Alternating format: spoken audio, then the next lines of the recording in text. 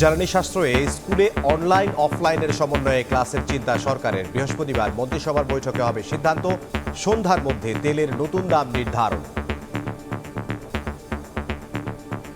School আওয়ারটাকে অর্থাৎ 6 ডেজে week করছি।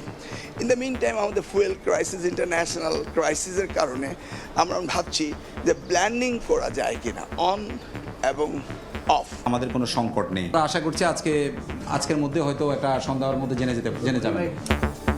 খুপড়ি ভাঙারি দোকানে মিলছে অকটেন ডিজেল। ফিলিং স্টেশনে দীর্ঘ অপেক্ষায় কাটছে না দুর্ভোগ। ডিপো থেকে চাহিদা মতো তেল না পাওয়ার অভিযোগ তুলে পাম্প মালিকদের 8 দফা। 100 লিটার তেল আছে, কেউ যদি বিপদে পড়ে তেল তো পাম্পে সিরিয়াল আনা যাওয়া সম্ভব না। 400-300 টাকার উপরে তেল দেয় না। পাম্পে গেলে আমরা তেল পাচ্ছি না। ডিপো থেকে ট্যাঙ্কলরির চেম্বারের ধারণ ক্ষমতা যেমন 4,500 লিটার অনুযায়ী তেল সরবরাহ করতে হবে, আর তা না হলে পরিবহন খরচ বৃদ্ধি পাবে। দেখছিলেন প্রধান শিরোনাম। দুপুরের সময় সঙ্গে আছি আমি ইমদাদুল হক। এবার অন্যান্য শীর্ষ সংবাদ। দেশ জুড়ে বাড়ছে হাবের সংক্রমণ। আক্রান্ত অনেক শিশুর বয়সী 6 মাসের কম। টিকা নিতে 9 মাস হওয়ার বাধ্যবাধকতা তুলে নেওয়ার পরামর্শ। দ্রুত বিশেষ ক্যাম্পেইনের তাগিদ।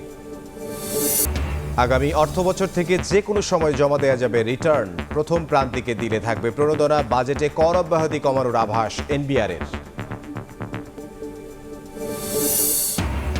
উন্নয়নে থাকবে না সমন্বয়হীনতা। একই রাস্তা বারবার খোঁড়ার প্রবণতা বন্ধের আশ্বাস উত্তর সিটি প্রশাসকের।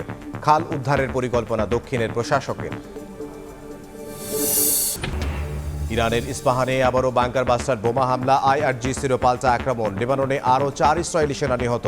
হরমুজ বন্ধ রেখেই যুদ্ধ শেষ করতে চান ট্রাম্প।